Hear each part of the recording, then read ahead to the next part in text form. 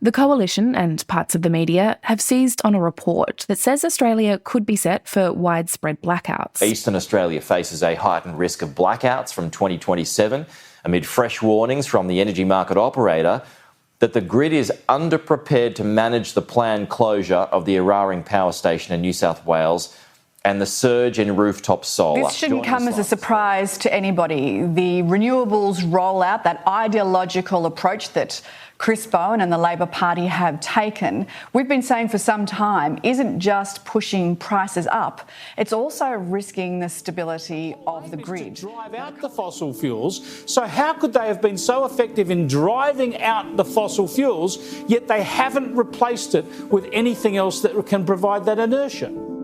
They say it's proof that the government is putting an obsession with renewables over reliability and cost. So what needs to change to keep the lights on? I'm Ruby Jones, and you're listening to 7am. Today, Energy and Climate Change Program Director at the Grattan Institute, Alison Reeve, on what will happen as coal comes offline and why our power bills are really going up. It's Friday, December 5.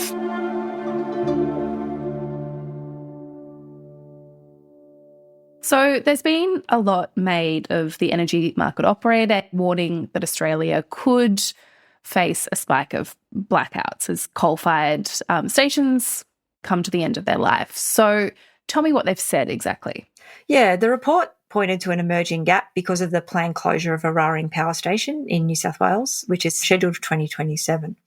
There's enough new generation, so enough new solar farms and enough new wind farms in the development pipeline to replace the electricity. But the other thing that Eraring does is it provides some of the services that we need that help keep the grid stable. Now, AEMO has been actually drawing attention to this for about the last 5 years, and Transgrid, who operate the New South Wales grid, have actually been a bit slow to act on it. The current solution was for them to procure what are called synchronous condensers. So these are things that help provide stability into the system. The thing is that they can't get those in place until 2028, and Eraring is slated to close 2027. If we want the system to stay secure, then the market operator will probably need to intervene more directly in order to do that. So they could, for example, direct some of the gas or the hydro power stations to run more, and that would have a cost associated with it.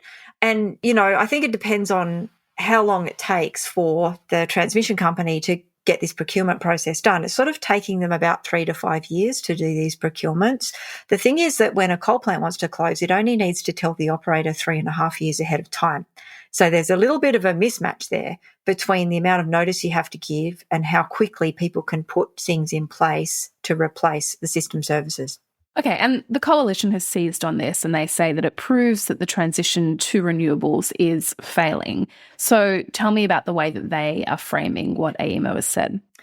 I think the framing that they've chosen to use is to say, oh, look, we actually need the coal to be there. What we're starting to see is all the warnings that have been issued around Chris Bowen's ideologically driven, renewables-only approach are all coming home to roost, and he has nothing. And that's actually not correct. What we need are system services that can provide stability to the grid, and we've got lots of options for those.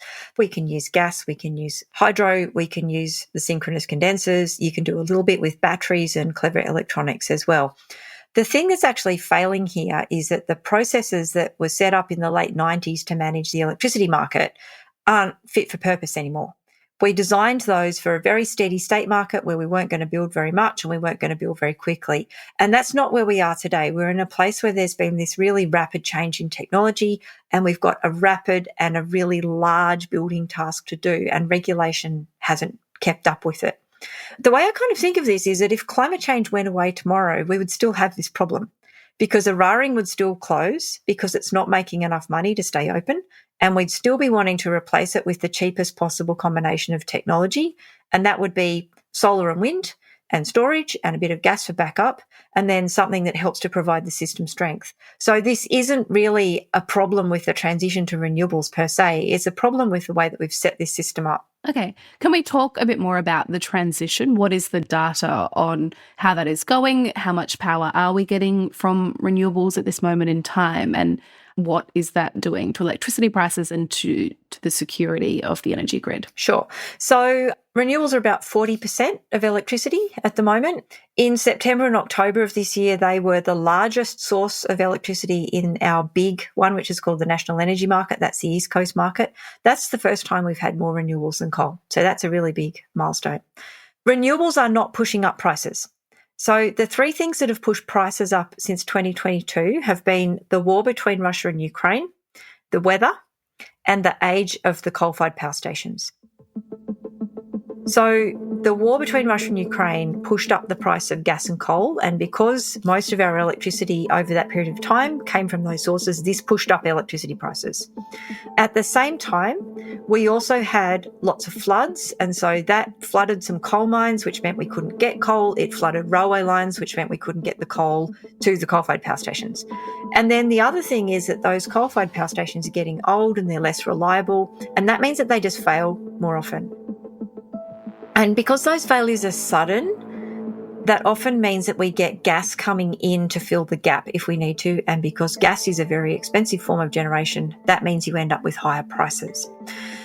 The thing that's been happening with security, having more renewables in the grid means that we have a grid where things like voltage and frequency and so on, which are sort of the physics of the grid, they fluctuate a lot more. And so you need other sources of either generational load that can handle that fluctuation and can sort of come on and off very quickly in order to keep the grid stable.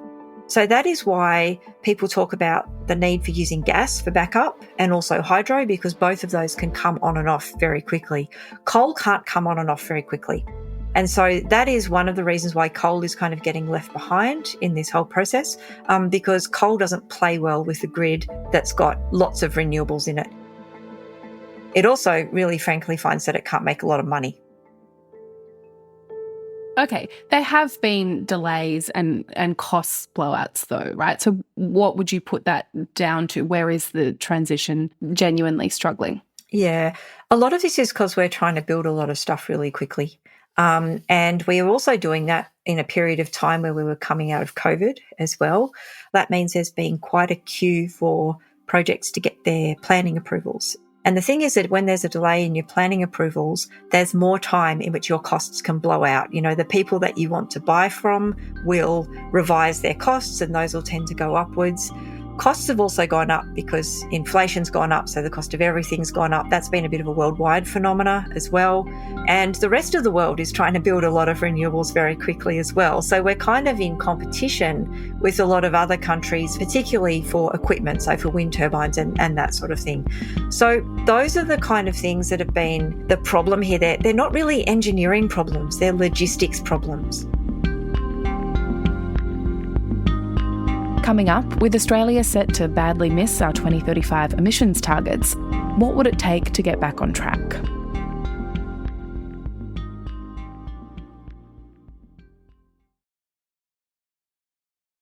So, Alison, if the Coalition wins the next election, it has said that it would dump Australia's 2050 net zero target, and it's also said it would rewrite the rules around the energy market. So tell me what they're actually proposing to change.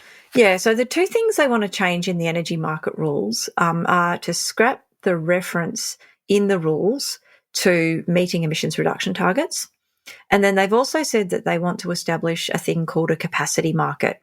And a capacity market essentially is a way of paying electricity generators for being available rather than just the electricity they produce. And it's a really tricky thing to implement. The places that have done it have often found that you end up with higher prices for consumers because it's hard to work out how much how much of an insurance policy do you want and how much do you want to pay for that insurance policy. Australia tried to establish a capacity market in 2020 through to 2022. And the big problem that we ran into was there was no clarity around what sort of generators were going to be allowed to participate, especially was coal going to be paid to hang around, and people didn't really like that idea. The thing is here that the two reforms the Coalition are proposing are in conflict. If you want a capacity market, you need clarity about who's in and who's out, and the easiest way to do that is to have a clear emissions objective. But they've said that they want to take the emissions objective away. So taking that emissions objective away is actually going to make it harder for them to establish a capacity market, which is one of the things that they want to do in order to supply system security. Okay. And would it work for that goal, though? Would having a capacity market provide security to the energy grid? Yeah, it would. It's just a question of what you want to pay for it.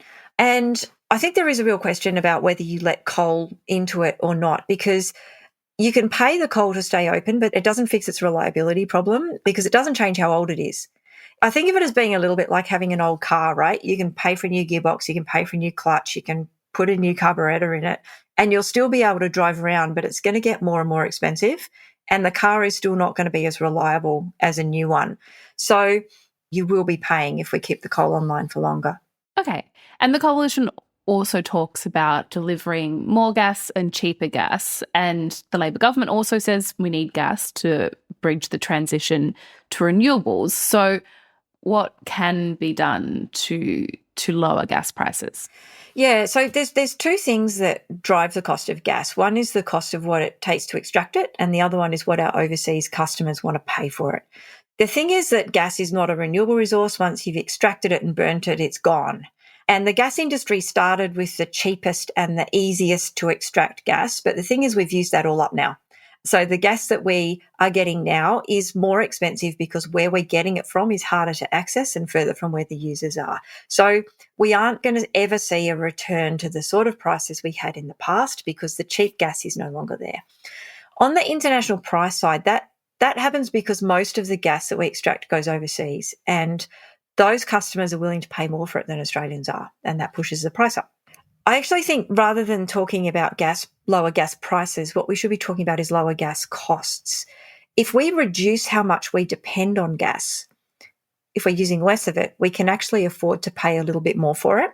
So the thing that we really should be thinking about is where are the parts in the economy where we genuinely do need to use gas, and where are the things where actually we'd be better off if we didn't use it at all? And if we lean hard into that, then I think where we end up with is affordable gas, which is not necessarily cheap, but it is having the amount available that people want at a price that they're willing to pay for. And Chris Bowen recently revealed that Australia is not expected to meet our climate target by 2030 and to miss our 2035 target as well without significant changes. It's normal for there to be a gap between projected emissions and a target 10 years into the future. That's why you set a target. And as new policies are developed and implemented, the emissions outlook improves. That's what a target is for. So what changes would we need to see us back on track? Yeah, I am not super worried about the 2030 target. If the government's right, then we'll get a 42% reduction in emissions on 2005 levels. The target is 43%. And that's only 7 million tonnes difference, right? That's kind of margin of error territory. That's the sort of thing that will get wiped out by, I don't know, another La Nina year or another drought or a currency fluctuation or something like that. The 2035 one's a bit more of a concern. We're going to need extra policy if we want to hit that target. We've squeezed most of what we can out of the electricity sector. The sectors we now have to put attention on are industry and mining and transport, because those have all been growing. Industry and mining together are now larger than the electricity sector as a source of emissions, and transport is rapidly getting up there as well. So those are the two things where we need to be seeing policy changes to basically get heavy industry off gas and off coal, and to get our transport fleet off petrol. And a lot of that story for all of those is going to be about electrification. And that's why it's actually important to have a clean and reliable electricity supply. Well, Alison, thank you so much for your time. That's okay.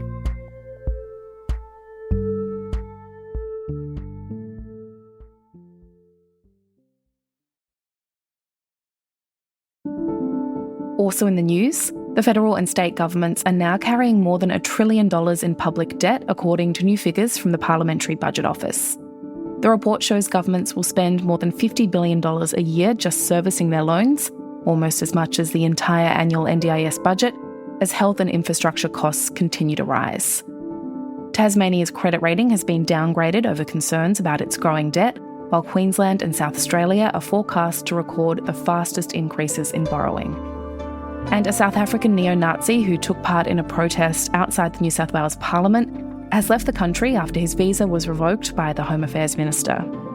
Matthew Gruder was photographed at the National Socialist Network rally calling to abolish the Jewish lobby, where protesters also chanted blood and honour, a phrase linked to the Hitler Youth. He was taken into immigration detention last month and left the country with his wife and child on Thursday. The protest has prompted the New South Wales government to tighten state laws, introducing new offences for displaying or promoting Nazi ideology at public demonstrations. I'm Ruby Jones. This is 7am. Thanks so much for listening.